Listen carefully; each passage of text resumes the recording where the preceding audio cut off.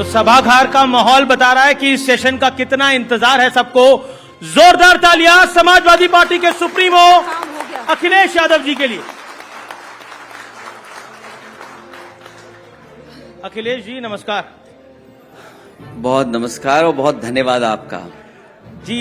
उत्तर प्रदेश की भाषा में कहते हैं इस लोकसभा चुनाव में तो आप लोगों ने गर्दा कर दिया, ऐसा गर्दा कि अगर बीजेपी का रथ मेजॉरिटी से पीछे रुका है, ये मैंने उस दिन भी बोला था और आज भी बोलता हूं, वो समाजवादी पार्टी ने रोका जब 37 सीटें जीती।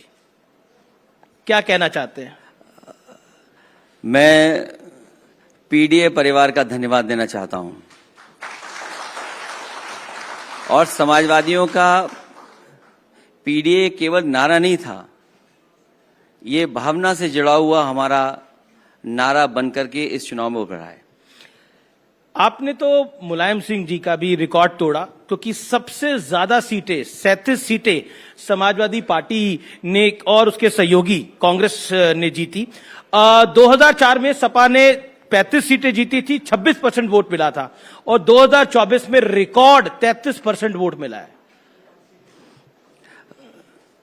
जो सीटें हम लोग जीते हैं इंडिया गठबंधन और पीडीए की रणनीति से, भारतीय जनता पार्टी के लोग बेईमानी न करते तो 50 सीटों से ऊपर ये गठबंधन सीटें जीत गया होता। अच्छा, अभी भी आपको बेईमानी दिख रही है? कई लोकसभा की सीटें ऐसी हैं और जिस तरह से प्रशासन ने व्यवहार किया था, प्रशासन अगर निष्पक्ष रहता और जितनी भी शिकायतें समाजवादी पार्टी ने की थी उस पर इलेक्शन कमीशन एक्शन करता तो आज 50 सीटें इंडिया गठबंधन की होती और 50 से ऊपर भी हो सकती थी। लेकिन 37 सीटें बाद के जीतने के बाद भी आपको लगता है कि प्रशासन उन्हीं की तरफ था? प्रशासन को ये नहीं पता था कि इंडिया गठबंधन और ये हम लोग मिलकर के इतनी सीटें जीत रहे हैं। जब उनको लगा तो जो व्यवहार उनका हो सकता है वो व्यवहार उन्होंने किया। और कोई मैं पहली बार नहीं ये बात बोल रहा हूं, रामपुर का चुनाव, बदायूं का चुनाव, मेरे खुद का कन्नौज का चुनाव, मैंने अपनी आंखों से देखा कि किस तरीके से भारतीय जनता पार्टी के लोग बूथ पर जा करके समाजवादी पार्टी के कार्यकर्ताओं को परेशान कर रहे थे और पूरा प्रशासन उनके साथ था। अच्छा, 36 सीटें एक तरफ, अयोध्या की सीट एक तरफ। अयोध्या की सीट आप लोग जीत गए और उसको आप और राहुल जी अपने बिल्कुल बगल में भी बिठाते हैं। क्या आप उस पर कहना चाहते हैं? और राम जी ने आपको आशीर्वाद तो दिया अयोध्या में, दर्शन के लिए कब जाएंगे? देखिए, अयोध्या फैजाबाद की सीट ये भारतीय जनता पार्टी की नाकामी रही जिसकी वजह से वो हारे हैं। और मैं बधाई देना चाहता हूं समाजवादी पार्टी के कार्यकर्ताओं का, जिन्होंने लगातार जनता का साथ दिया और उसका परिणाम यह हुआ कि अयोध्या की जनता ने, अयोध्या में भी आशीर्वाद समाजवादियों को मिला।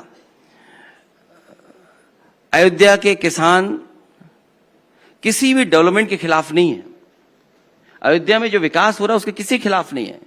और आप कल्पना करिए कि अयोध्या जैसी पावन धरती पर अगर जमीन को लेकर के भ्रष्टाचार हो रहा होगा तो सोचिए उत्तर प्रदेश में और जिलों में क्या हो रहा होगा।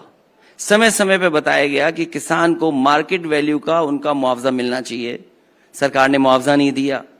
जो व्यापारी जिनकी दुकान सदियों से वहां पर थी, बाजार, उनकी दुकानें तोड़ दी गई बुलडोजर से, उनको क्यों नहीं मार्केट वैल्यू से उनको मुआवजा मिला? या अन्य लोग जो रह रहे थे। अब आप देखिए, हद तो यहां हो गई, जब से भारतीय जनता पार्टी अयोध्या हारी है, जो रेलवे की लाइन बन रही है उसका भी अलाइनमेंट चेंज कर दिया। पहले अलाइनमेंट ऐसी जगह से जा रहा था जहां पर बहुत ज्यादा किसी का नुकसान नहीं हो रहा था, लेकिन जैसे ही वो चुनाव हारे हैं, दिल्ली से उन्होंने अलाइनमेंट बदलवा दिया और कहा वहां से लेकर के चलिए जहां पर आम जनता रह रही है। तो सोचिए, ये अब रेलवे लाइन तो जहां से जानी थी वहीं से जाएगी। नहीं, शिकायत इस बात की नहीं है जी, शिकायत ये कि जहां से पहले अलाइनमेंट था आपने अलाइनमेंट क्यों बदला? अच्छा, आपने ये सवाल का जवाब नहीं दिया, राम जी के दर्शन के लिए कब जा रहे हैं? मैंने पहले भी कहा और फिर कहता हूं वही बात दोबारा, क्योंकि बात बार बार वही कही जाए तो अच्छी भी नहीं लगती है। जी, हमारा मंदिर भी निर्माण हो गया है लगभग पूरा। जैसे ही हमारे मंदिर का निर्माण हो जाएगा वहां का दर्शन करके सीधा मैं अयोध्या जाऊंगा। और फिर मंदिर आपका हमारा क्या, मंदिर तो सबका होता है। ये तो भारतीय जनता पार्टी को भी सोचना चाहिए था। निमंत्रण क्यों दिया आपने? अगर भगवान सबके थे तो आप निमंत्रण से कैसे बुला रहे थे? आप पाबंदी क्यों लगा रहे थे कि आज आप नहीं आएंगे दर्शन करने? चलिए अब मैं दूसरे नैरेटिव की तरफ आता हूं। एक नैरेटिव समूचे विपक्ष ने सेट करने की कोशिश की कि बीजेपी का शासन आएगा तो संविधान बदल देगा, आरक्षण को समाप्त कर देगा, और इस नैरेटिव का फायदा उत्तर प्रदेश में मिला भी। और आरक्षण तो कोई खत्म नहीं कर सकता, अब ये स्पष्ट है बात। अब आपको क्या लगता है ये नैरेटिव कहां जाता हुआ दिख रहा है 2027 के विधानसभा चुनाव में? हारने वाले तो यही कहेंगे ना कि अब आरक्षण नहीं खत्म हो सकता। हारने वाले क्या कहेंगे? और अभी कुछ दिन पहले आपने देखा था लैटरल एंट्री से जिन लोगों को नौकरी मिलने जा रही थी, सरकार को अपने कदम पीछे हटाने पड़े। और लैटरल एंट्री कोई पहली बार नहीं हो रही थी, लैटरल एंट्री पहले भी हुई। क्या उसमें आरक्षण का जो मानक है वो माने सरकार ने? और कई ऐसे डिपार्टमेंट हैं जिसमें हजारों लोगों की लैटरल एंट्री हुई है। एग्रीकल्चर डिपार्टमेंट अगर हम देख लें केवल एक, उसमें न जाने कितने लैटरल एंट्री से एक्सपर्ट्स आए। क्या उसमें आरक्षण दिया गया? तो जो बात विपक्ष कह रहा था, जो समाजवादी लोग कह रहे थे, और समाजवादियों ने कोई पहले चुनाव में नहीं कहा, चुनाव शुरू होने से पहले जहां जहां पीडीए पंचायत की गई वहां पर हर जगह ये बात कही कि भारतीय जनता पार्टी की सरकार आएगी तो संविधान से खिलवाड़ होगी। आपको भी पता है कि आरक्षण कोई खत्म नहीं करने वाला नहीं, ये बात आज कह रहे हैं। मैं ये जानना चाहता हूं, जो वाइस चांसलर पूरा उत्तर प्रदेश जानता है कि जो वाइस चांसलर के अपॉइंटमेंट हैं, क्या उसमें पीडीए परिवार के लोग हैं? और फिर वाइस चांसलर ने जो जिन लोगों को अपॉइंट किया है, क्या उसमें पीडीए परिवार के लोग हैं? मेरा अगला सवाल है कि राहुल गांधी ने अमेरिका में आरक्षण पर एक बयान दिया जिसपे बवाल मच गया। उन्होंने कहा कांग्रेस आरक्षण खत्म करने के बारे में तब सोचेगी जब सही समय होगा। तो अब बताइए, ये तो आप ही के सहयोगी हैं। देखिए, जो स्टेटमेंट कांग्रेस पार्टी के राहुल गांधी जी ने दिया, पहली लाइन गलत थी, बाकी सब ठीक था। तो आप ही तो पिक कर रहे हो, आपको पिक क्या करना है?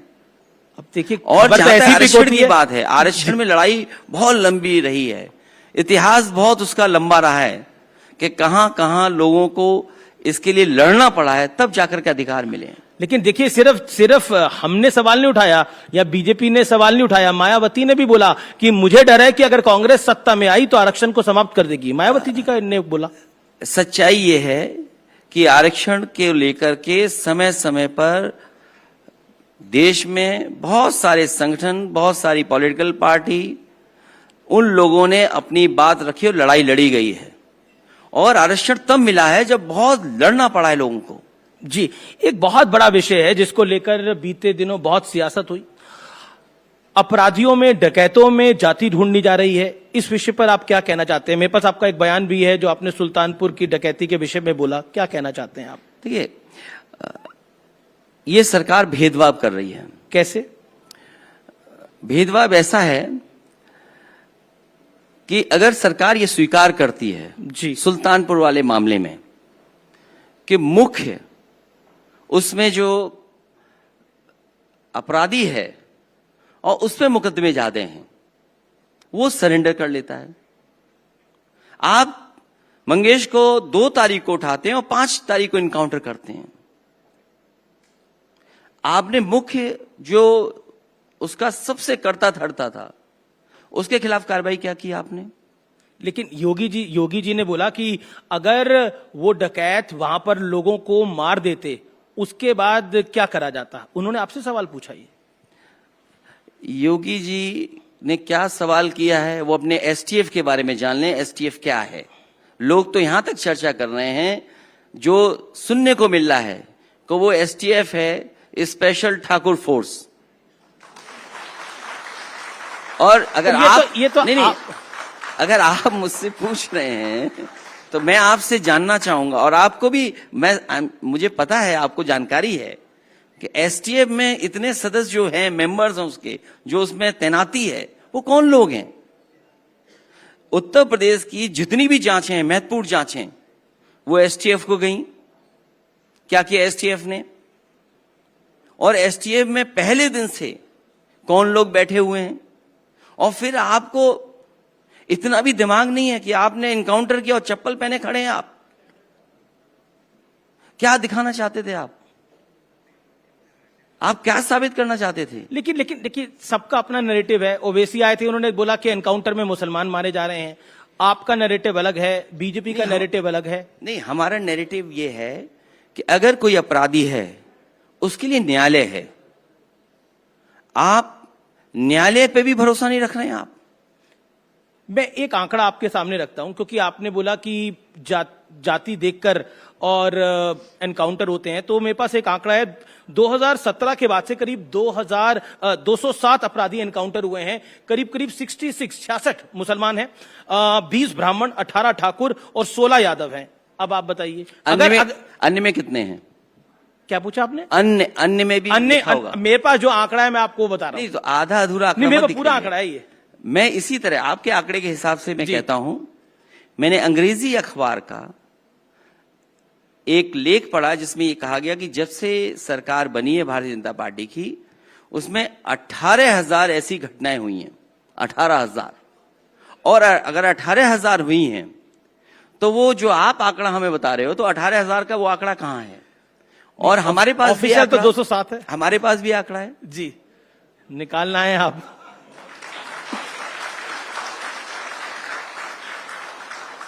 और बाकायदा हमने तो उसका ग्राफ भी बना दिया।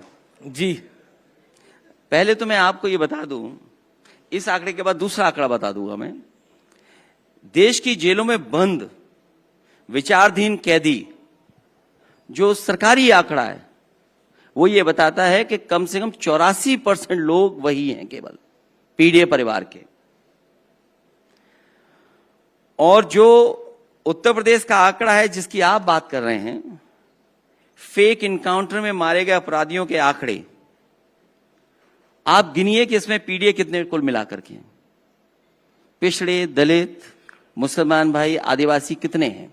पर अखिलेश जी, एक सवाल, काउंटर नहीं, सवाल। अगर वो आंकड़े आप बता दें मुझे, बिल्कुल, आंकड़े तो आपसे आंकड़े 60% वही लोग निकलेंगे। नहीं, पर अपराधी को पकड़ने से पहले उसकी जाति पूछनी चाहिए। आप क्या इस पक्ष में? आप पूर्व मुख्यमंत्री हैं उत्तर प्रदेश के। नहीं, मैं ये पूछना चाहता हूं, जो मुख्य अपराधी था, जिस पे मुख्य थे धाराएं थी, जितना बड़ा पेज आप हाथ में लिए हो उतनी उसकी धाराएं थी उसके ऊपर, उसको आपने सरेंडर करा दिया। तो आपको सब एनकाउंटर फेक लगते हैं जितने यूपी में हो रहे हैं आजकल 2017 के बाद से? कानपुर में गाड़ी पलट गई, कौन यकीन करेगा सरकार पे कि गाड़ी अपने आप पलट गई? पर कोर्ट ने तो माना, कोर्ट में गया मामला, कोर्ट ने तो बोला कि ठीक है। क्या जनता ये स्वीकार कर रही है? ये बात जो आसपास लोग थे वो स्वीकार कर रहे हैं क्या? और फिर आजकल तो जमाना गूगल मैप का है। हमें और आपको ये कोशिश करनी चाहिए, थोड़ा फंड्स और एफर्ट्स लगा करके हमें आज गूगल मैप से सब पता लग जाएगा कि कब गाड़ी पलटी थी वो। तो आपको लगता है वो गाड़ी पलटाई गई थी? मैं, जहां तक मुझे जानकारी है जी, जहां तक मेरी सोर्सेज कहती हैं कि गाड़ी पलटाई गई थी। और फिर जहां तक इनकाउंटर की बात है, आप अपने आंकड़े बता रहे थे, तो हमारे आंकड़े ठीक हैं कि आपके आंकड़े ठीक हैं? अब ये तो जनता तय करेगी, लेकिन मैंने तो आपको एनसीआरबी के आंकड़े तो आप मानेंगे? नहीं, बिल्कुल एनसीआरबी के डाटा, तो एनसीआरबी का जो डेटा कहता है वो यही कहता है जो मैं कह रहा हूं। लेकिन सीएम योगी कहते हैं कि 2017 से पहले हर जिले में माफिया एक समांतर सरकार चलाता था, चाहे वो प्रयागराज हो, चाहे वो गाजीपुर हो, और माफिया की मौज मस्ती थी। लेकिन मेरे आने के बाद मेरी सरकार की ठसक इतनी है कि माफिया कहते हैं कि अब उत्तर प्रदेश में नहीं जाना। किसी भी मुख्यमंत्री ने जेल में जाकर के माफिया के साथ कॉफी चाय नहीं पी होगी। और उत्तर प्रदेश का कोई मुख्यमंत्री अपने मुकदमे वापस नहीं लिया होगा। और फिर आज तो 7 साल हो जाएंगे लगभग सरकार के। उत्तर प्रदेश को वो सूची जारी करनी चाहिए जिसमें टॉप 10 माफिया है प्रदेश के। क्या सरकार कभी भी टॉप 10 माफियाओं का सूची जारी करेगी? यही जो नेगेटिव नैरेटिव है जो बीजेपी कोशिश करती है बनाने का, जी, इसीलिए चुनाव हार रही है। उत्तर प्रदेश का वोट पॉजिटिव पॉलिटिक्स पे पड़ा था, नेगेटिव नैरेटिव पे नहीं पड़ा था, इसलिए भारतीय जनता पार्टी हारी है। एक आपने बयान दिया जिसकी बड़ी चर्चा आजकल, माफिया और मठाधीश में कोई फर्क नहीं होता, जिसके बाद कई साधु संतों ने इसके विरोध में बयान दिया, इसको आप कैसे देखते हैं? आप तो बहुत वरिष्ठ पत्रकार हैं और हर शब्द का एक भाव होता है। अगर मैं ये कहूं कि आप पत्रकारों के सबसे बड़े मठाधीश हैं तो आपको कैसा लगेगा?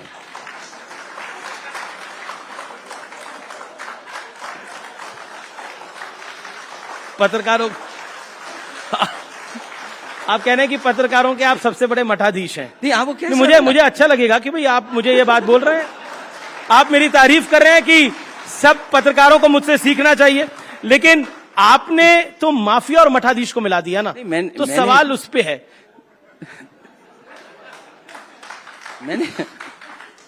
मेरा भाव गलत नहीं था। नहीं मैं बिल्कुल आपके भाव को अच्छे से समझ रहा हूं। आपको कैसा लगा?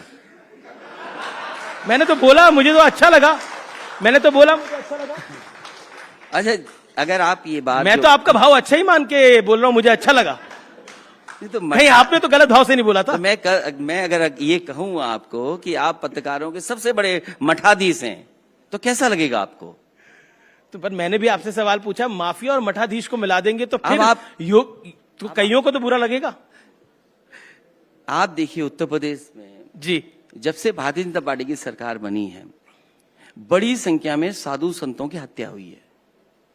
मुझे याद है, नरेंद्र गिरि जी अखाड़ा परिषद के अध्यक्ष थे जी, और कोई समय ऐसा नहीं गुजरता था जब वो लखनऊ आए और मुझसे मिल करके ना जाएं।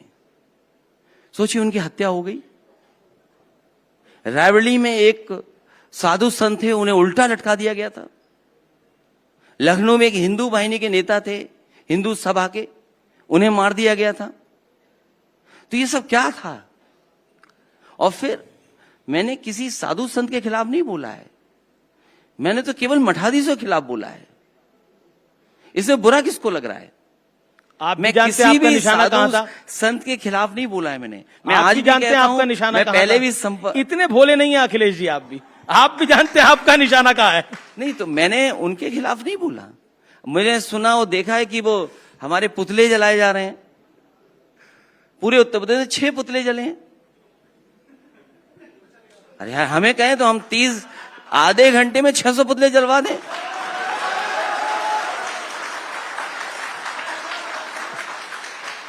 लेकिन चलिए, ये तो पुतलों की बात हुई, लेकिन अब मैं भेड़िए की बात करना चाहता हूं। यूपी में आजकल भेड़िए की काफी चर्चा है, देखिए, और जो भेड़िया है वो बड़ी दिक्कत भी कर रहे हैं। तो ये मुख्यमंत्री जी को सोचना चाहिए कि भेड़िए कैसे आ गए यूपी में। भेड़िए क्या कर रहे हैं यूपी में? नहीं, यूपी जाना जाए अच्छी चीजों के लिए, कोई पॉजिटिव नैरेटिव तो यूपी जाना चाहिए, एक्सप्रेसवे के लिए, यूपी मेट्रो के लिए जाना योगी जी से पूछा गया तो भेड़िए के लिए यूपी जाना जा रहा है। पर योगी जी से पूछा गया, उन्होंने बोला कुछ आदमखोर भेड़िए प्रदेश के अंदर उत्पात मचा रहे हैं।